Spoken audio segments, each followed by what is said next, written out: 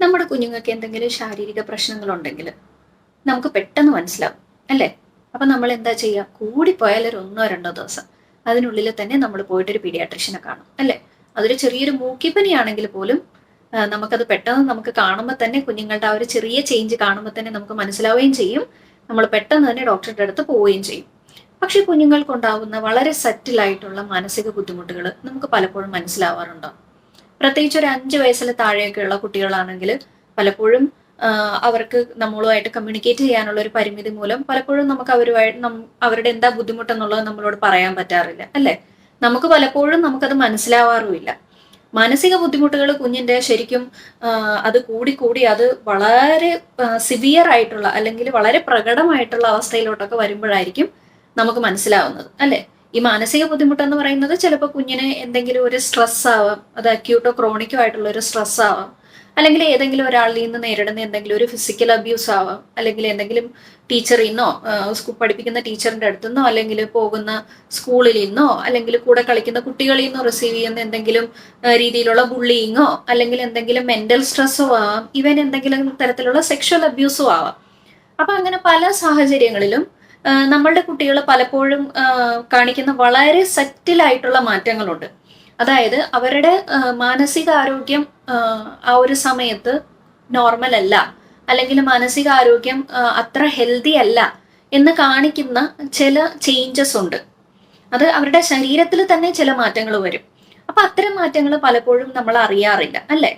അപ്പോൾ ഇന്ന് ഞാൻ സംസാരിക്കുന്നത് കുട്ടികളിലെ മാനസികാരോഗ്യത്തിന് എന്തെങ്കിലും ബുദ്ധിമുട്ടുണ്ടാവുമ്പോൾ കുഞ്ഞുങ്ങൾ കാണിക്കുന്ന വളരെ സറ്റിലായിട്ടുള്ള, എന്നാൽ നമ്മൾ അതൊന്ന് ശ്രദ്ധിക്കുവാണെങ്കിൽ നമുക്ക് പെട്ടെന്ന് മനസ്സിലാകുന്ന 5 ലക്ഷണങ്ങളെ കുറിച്ചിട്ടാണ് ഞാനിന്ന് പറയുന്നത്.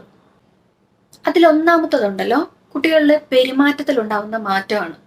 പെരുമാറ്റത്തിലുണ്ടാകുന്ന മാറ്റമെന്ന് ഞാൻ പറയുമ്പോൾ നിങ്ങൾ വിചാരിക്കും കുട്ടിക്ക് ഭയങ്കരമായിട്ട് ദേഷ്യം കാണിക്കുന്നതാണെന്ന്. കുഞ്ഞുങ്ങൾ ഭയങ്കരമായിട്ട് ദേഷ്യം കാണിക്കുന്നത് മാത്രമല്ല കുഞ്ഞുങ്ങൾക്ക് എന്തെങ്കിലും മെന്റൽ സ്ട്രെസ് ഉണ്ടാവുമ്പോൾ ഉണ്ടാവുന്ന ലക്ഷണം എന്ന് പറയുന്നത്.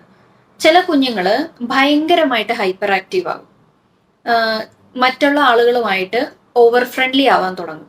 അതായത് ചിലപ്പോൾ കുഞ്ഞ് വളരെ നോർമലായിട്ട് സ്ട്രേഞ്ചേഴ്സ് ഒന്നും വന്നാൽ അധികം മിണ്ടാത്തൊരു കുട്ടിയായിരിക്കും. പെട്ടെന്നൊരു ദിവസം അല്ലെങ്കിൽ പെട്ടെന്ന് കുറച്ച് ദിവസത്തിനകം തന്നെ ഭയങ്കരമായിട്ട് ഓവർ ഫ്രണ്ട്ലി ആവുക, എല്ലാവരുടെയും അടുത്തോട്ട് പോവുക, എല്ലാവരുടെയും കൂടെ പോയിട്ട് കളിക്കുക. അതല്ലെങ്കിൽ അതിന്റെ നേരെ ഓപ്പോസിറ്റ്, ആരോടും മിണ്ടാട്ടം ഇല്ലാണ്ട് എപ്പോഴും എവിടെയെങ്കിലും ഒരു മൂലക്ക് പോയിട്ടിരിക്കുക, ഒന്നിലും ഒരു ഇൻട്രസ്റ്റ് കാണിക്കാണ്ടിരിക്കുക, കളിക്കുന്നതിലൊന്നും എൻ്റെ ഇൻട്രസ്റ്റ് കാണിക്കാണ്ടിരിക്കുക. സ്കൂളിലൊക്കെ പോയി കഴിഞ്ഞാൽ മുന്നേ തിരിച്ചു വരുമ്പോഴത്തേക്കും അമ്മയോടോ അച്ഛനോടോ സ്കൂളിലെ കഥയൊക്കെ പറയുന്ന ആളായിരിക്കും. ഇപ്പൊ ഒന്നും പറയാണ്ടാവുക, എന്തെങ്കിലും ചോദിച്ചു കഴിഞ്ഞാലും ജസ്റ്റ് ഒരു മൂളലിലോ അല്ലെങ്കിൽ ഒരു യെസ് ഓർ നോയിലോ മാത്രം ഒരു ആൻസർ കൊടുക്കുക. അങ്ങനെയുള്ള കുഞ്ഞിന് എന്തെങ്കിലും സ്വഭാവത്തിൽ, കുഞ്ഞിന്റെ പെരുമാറ്റത്തിൽ എന്തെങ്കിലും മാറ്റങ്ങൾ ഉണ്ടെങ്കിൽ നിങ്ങൾ തീർച്ചയായിട്ടും നിങ്ങളുടെ കുഞ്ഞിനോട് ഇരുത്തി പ്രോപ്പറായിട്ട് നിങ്ങൾ കമ്മ്യൂണിക്കേറ്റ് ചെയ്യണം. നിങ്ങൾക്ക് ആവശ്യമെങ്കിൽ നിങ്ങൾ ഒരു മെഡിക്കൽ സഹായം എടുക്കുകയും വേണം. രണ്ടാമത്തത് കുഞ്ഞുങ്ങളുടെ മലമൂത്ര വിസർജനത്തിലുള്ള അല്ലെങ്കിൽ ബവൽ ബ്ലാഡർ മൂവ്മെന്റിലുള്ള മാറ്റങ്ങളാണ്. ബവൽ ബ്ലാഡർ മൂവ്മെന്റിലുള്ള മാറ്റങ്ങൾ എന്ന് പറയുമ്പോഴേ, അതായത് എപ്പോഴും കുഞ്ഞ് മൂത്രം ഒഴിക്കുന്നു, അതല്ലെങ്കിൽ ചിലപ്പോൾ മാസങ്ങളായിട്ട് രാത്രി മൂത്രം ഒഴിക്കുന്നതൊക്കെ നിന്ന കുഞ്ഞായിരിക്കും. പെട്ടെന്നൊരു ദിവസം മുതൽ കുഞ്ഞ് കൃത്യം എപ്പോഴും ഇങ്ങനെ രാത്രി മൂത്രം ഒഴിച്ചുകൊണ്ടിരിക്കുന്നു. അതുപോലെ കൃത്യമായിട്ട് ചിലപ്പോൾ ടോയ്ലറ്റിൽ പോകുന്ന വയറ്റിൽ നിന്ന് പോകുന്ന കുട്ടികളായിരിക്കും. പെട്ടെന്നൊരു ദിവസം തൊട്ട് കുഞ്ഞിന് ടോയ്ലറ്റിൽ പോകാൻ ഭയങ്കര മടി, അല്ലെങ്കിൽ കുഞ്ഞ് ഭയങ്കരമായിട്ട് മലം പിടിച്ചു വെക്കുന്നു, അല്ലെങ്കിൽ ബാത്റൂമിൽ ഒറ്റയ്ക്കിരിക്കാൻ പേടി, അല്ലെങ്കിൽ ടോയ്ലറ്റിൽ എത്ര നമ്മൾ പറഞ്ഞു വിടാൻ നോക്കിയാലും കുഞ്ഞ് പോവാണ്ടിരിക്കുക, ടോയ്ലറ്റിൽ പോകുമ്പോൾ കുഞ്ഞ് ഭയങ്കരമായിട്ട് കരയുന്നു. അങ്ങനെ എന്തെങ്കിലും ലക്ഷണങ്ങൾ ഉണ്ടെങ്കിൽ നിങ്ങൾ ഉറപ്പായിട്ടും നിങ്ങളുടെ ഡോക്ടറെ പോയിട്ട് നിങ്ങളൊന്ന് കാണണം. കുട്ടികളുടെ ഉണ്ടല്ലോ പെരുമാറ്റം പോലെ തന്നെ ഇമ്പോർട്ടൻ്റ് ആണ് കുട്ടികൾ മറ്റുള്ള ആളുകളുമായിട്ട് ഇടപഴകുന്ന രീതിയിൽ ഉണ്ടാകുന്ന മാറ്റങ്ങളും. ഉദാഹരണത്തിന് പെട്ടെന്നൊരു ദിവസം ഒരാളുമായിട്ട് ഭയങ്കരമായിട്ട് അടുത്ത് പെരുമാറുക, അയാളുടെ കൂടെ തന്നെ എപ്പോഴും നടക്കുക, അല്ലെങ്കിൽ ഒരാളെ അല്ലെങ്കിൽ ഒരു കൂട്ടം ആളുകളെ പെട്ടെന്നൊരു ദിവസം ഭയങ്കരമായിട്ട് അവോയ്ഡ് ചെയ്യാൻ തുടങ്ങുക, അവരെ കാണുമ്പോൾ പേടിച്ച് കരയുക, അല്ലെങ്കിൽ അവരെ കാണുമ്പോൾ എവിടെയെങ്കിലും പോയിട്ട് ഓടി ഒളിക്കുക. അങ്ങനെയുള്ള മാറ്റങ്ങൾ ഒട്ടും അതൊരു നോർമൽ അല്ല, അതൊരു റെഡ് ഫ്ലാഗ് ആണ്. അപ്പൊ നമ്മള് അച്ഛനും അമ്മയാണെങ്കിലും നമ്മൾ ഒരാളുമായിട്ട് കുഞ്ഞ് ഭയങ്കരമായിട്ട് അടുത്തിടപഴകുമ്പോൾ നല്ലതിന് തന്നെ ആയിരിക്കാം, പക്ഷെ എന്നാലും നമ്മൾ എപ്പോഴും അത് എന്താണ്, അല്ലെങ്കിൽ കുഞ്ഞ് എന്താണ് ചെയ്തുകൊണ്ടിരിക്കുന്നത്, എവിടെയൊക്കെയാണ് പോകുന്നത് എന്നുള്ള കാര്യങ്ങൾ നമ്മൾ കൃത്യമായിട്ട് നമ്മളൊന്ന് ശ്രദ്ധിക്കണം. ഈ എല്ലാ കുഞ്ഞുങ്ങൾക്കും ഉണ്ടല്ലോ അവര് അബ്യൂസിനിരയാവുന്ന, പ്രത്യേകിച്ച് ചൂഷണത്തിനിരയാവുന്ന കുഞ്ഞുങ്ങള് കുഞ്ഞുങ്ങൾ അതിന്റെ ആദ്യ സ്റ്റേജിൽ, പ്രത്യേകിച്ചും ചെറിയ മക്കളാണെങ്കിൽ 3 വയസ്സ് 2 വയസ്സ് 4 വയസ്സൊക്കെയുള്ള മക്കളാണെങ്കിൽ അവർക്ക് പലപ്പോഴും അവർ അബ്യൂസിന് ഇരയാവുന്നുണ്ടെന്ന് ഉള്ളത് അവർക്ക് മനസ്സിലാവണമെന്നില്ല. ഇപ്പൊ അതൊരു സെക്ഷൽ അബ്യൂസ് ആണ്, അല്ലെങ്കിൽ ഫിസിക്കൽ അബ്യൂസ് ആണ്, മെന്റൽ അബ്യൂസ് ആണെങ്കിൽ പോലും കുഞ്ഞുങ്ങൾക്ക് ഞങ്ങൾ ചൂഷണത്തിനാണ് ഇരയായിക്കൊണ്ടിരിക്കുന്നത്, അല്ലെങ്കിൽ ഓപ്പോസിറ്റ് നിൽക്കുന്ന ഒരാള് നമ്മളെ യൂസ് ചെയ്യുവാണെന്നുള്ളത് കുഞ്ഞുങ്ങൾക്ക് പലപ്പോഴും മനസ്സിലാവണമെന്നില്ല.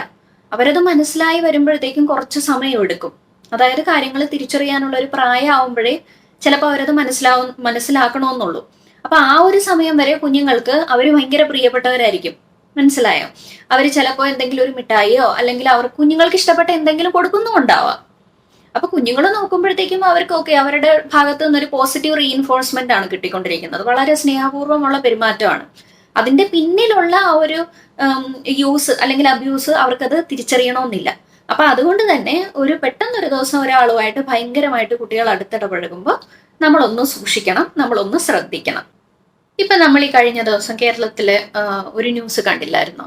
അതായത് ഒരു കുട്ടിയുടെ അച്ഛൻ തന്നെയാണ് കുട്ടീനെ ആ വീഡിയോയിൽ കുഞ്ഞിനെ ഭയങ്കരമായിട്ട് തെറി പറയുന്നുണ്ട്, ഭയങ്കരമായിട്ട് മോശം വാക്കുകൾ ആ കുഞ്ഞിനെ വെർബൽ അബ്യൂസ് ചെയ്യുന്നുണ്ട്, കുഞ്ഞിന്റെ നേരെ ഒരു അരിവാളൊക്കെ എടുത്ത് കാണിച്ചിട്ടാണ് കുഞ്ഞിനെ ഉപദ്രവിക്കുന്നുണ്ട്. ആ ഒരു വീഡിയോ പുറം ലോകം അറിഞ്ഞു, പോലീസ് പിടിച്ചു. അപ്പൊ കുഞ്ഞതിന് പറഞ്ഞത് എന്താന്ന് പറഞ്ഞാല്, പിണങ്ങിപ്പോയ അമ്മ തിരിച്ചു വരാൻ വേണ്ടിയിട്ട് അച്ഛനും ഞാനും കൂടി ഒരു പ്രാങ്ക് വീഡിയോ എടുത്തതാണെന്നാ. ആ കുഞ്ഞിന്റെ നിഷ്കളങ്കതയൊന്ന് ആലോചിച്ച് നോക്കണേ. കുഞ്ഞിനെ അത് വെർബൽ അബ്യൂസ് ചെയ്തുകൊണ്ടിരിക്കുന്നുണ്ട്, കുഞ്ഞിനെ അതിൽ ഫിസിക്കൽ അബ്യൂസ് ചെയ്തുകൊണ്ടിരിക്കുന്നുണ്ട്. എന്നിട്ട് പോലും അതൊരു ചൂഷണമാണ് എന്നുള്ളത് കുഞ്ഞിനെ അറിയില്ല. അത് മനസ്സിലാക്കാനുള്ള ഒരു പ്രായമോ പക്വതയോ കുഞ്ഞിന് അവിടെ വന്നിട്ടില്ല. അതുകൊണ്ടാണ് കുഞ്ഞുങ്ങൾക്ക് അത് ഒരു നിസ്സാരമായിട്ടുള്ള കാര്യം അല്ലെങ്കിൽ അതൊരു അബ്നോർമൽ ആയിട്ടുള്ള കാര്യം ആയിട്ട് തോന്നാത്തത്. അപ്പൊ അതുകൊണ്ട് പലപ്പോഴും നമ്മുടെ മക്കൾക്ക് അവര് ഏതെങ്കിലും ഒരു രീതിയിലുള്ള ഒരു ബുദ്ധിമുട്ട് അനുഭവിക്കുന്നുണ്ടെങ്കിൽ പലപ്പോഴും അത് ഒരു രീതിയിലുള്ള ഒരു ചൂഷണമാണെന്നോ അബ്യൂസ് ആണെന്നോ പലപ്പോഴും കുഞ്ഞുങ്ങൾ മനസ്സിലാക്കണമെന്നില്ല. അതുകൊണ്ട് തന്നെ അതിനോട് ചിലപ്പോൾ ഒരു ഹാപ്പി ആയിട്ടുള്ള പോസിറ്റീവ് ആയിട്ടുള്ള അപ്രോച്ച് അവരെടുത്തേക്കാം. അതിനർത്ഥം അവരൊരിക്കലും അതിന് സപ്പോർട്ടീവ് ആണെന്നുള്ളതല്ല, അവർക്കത് മനസ്സിലാകാത്തത് കൊണ്ടാണ്. കുറച്ചുകൂടി വലുതാവുമ്പോൾ കുഞ്ഞുങ്ങൾക്ക് അതിന്റെ സീരിയസ്നെസ്സും എന്തോരമാണ് അതിന്റെ സിവിയാരിറ്റി എന്നുള്ളതും അതിന്റെ അത് എന്തോരം ഗ്രേവ് ആണെന്നുള്ളതും കുഞ്ഞുങ്ങൾക്ക് മനസ്സിലാവുന്നതായിരിക്കും. അപ്പൊ അതുകൊണ്ട് തന്നെ അങ്ങനെ എന്തെങ്കിലും കുഞ്ഞുങ്ങളിൽ മാറ്റങ്ങൾ ഉണ്ടെങ്കിലും നിങ്ങൾ തീർച്ചയായിട്ടും ഒന്ന് ശ്രദ്ധിക്കണം. അതുപോലെ നാലാമത്തേതും വളരെ ഇമ്പോർട്ടന്റ് ആയിട്ടുള്ള ഒരു കാര്യം എന്ന് പറഞ്ഞാല്, കുഞ്ഞുങ്ങളുടെ ജെനൈറ്റൽ ഓർഗനിൽ ഉണ്ടാവുന്ന എന്തെങ്കിലും സ്ഥിരമായിട്ട് എന്തെങ്കിലും അസുഖങ്ങൾ കുഞ്ഞുങ്ങൾക്ക് ഉണ്ടാവുക, അല്ലെങ്കിൽ ജെനൈറ്റൽ ഓർഗൻസിൽ ഉണ്ടാവുന്ന എന്തെങ്കിലും മാറ്റങ്ങൾ, അത്തരം കാര്യങ്ങൾ നമ്മൾ എപ്പോഴും ശ്രദ്ധിക്കണം. അതായത് ചില കുട്ടികൾക്ക് അടിക്കടി കുഞ്ഞുങ്ങൾക്ക് മൂത്രത്തിൽ പഴുപ്പ് ഉണ്ടാവുക, അല്ലെങ്കിൽ കുഞ്ഞുങ്ങൾ എപ്പോഴും ജെനൈറ്റൽ ഓർഗനിൽ തൊടുക.